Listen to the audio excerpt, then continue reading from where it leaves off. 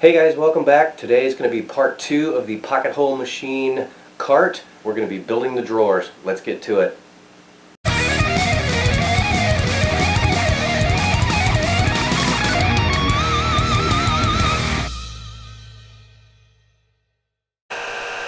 After cutting the half-inch sheets of plywood in half, I ripped down the bottom panels, sides, backs, and fronts.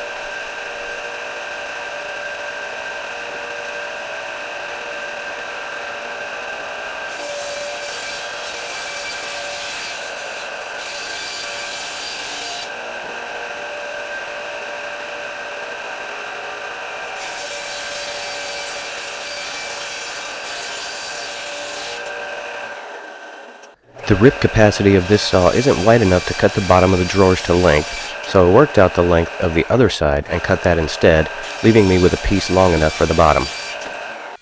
I taped the front pieces together and laid out the cut lines for some simple drawer pulls. Then I cut that out using the bandsaw.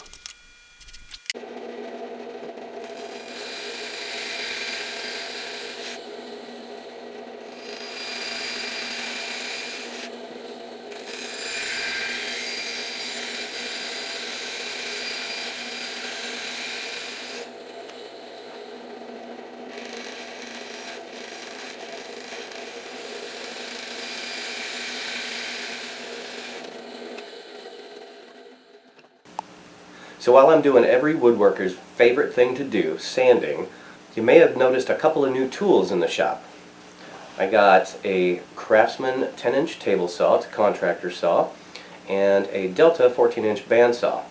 I bought them off of a friend of mine that I work with, and he decided that he wanted to sell them after having a little bit of an accident with the table saw. Not really entirely his fault, but I learned a couple of things along the way.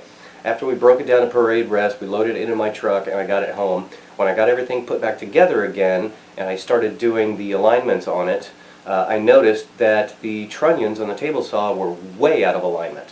So what this did was made the blade not parallel to the miter slots, and what had happened was he was making a cut and he experienced some kickback and he almost cut off 2 of his fingers.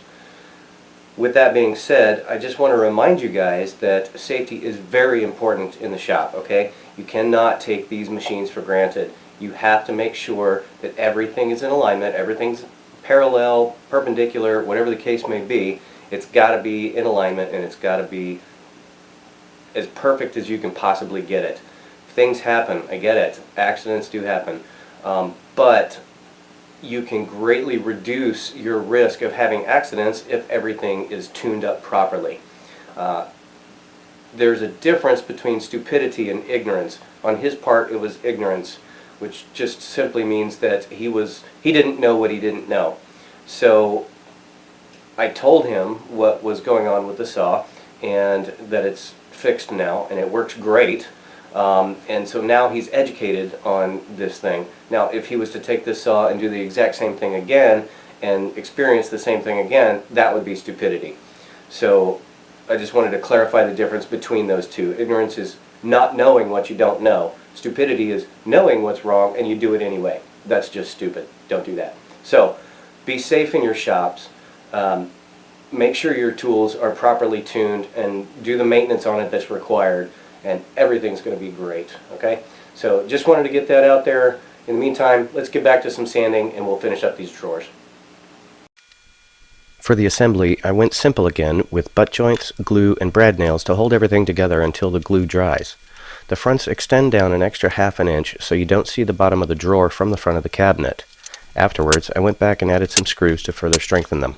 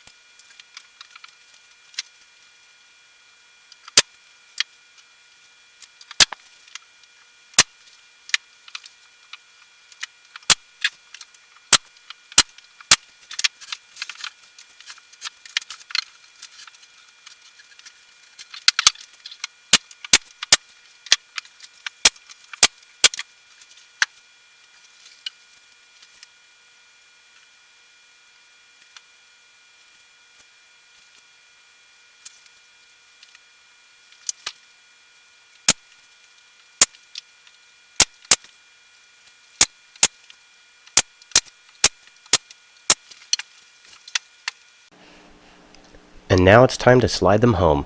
Since this is just shop furniture, I may paint the whole thing later, but for now, it's ready to use.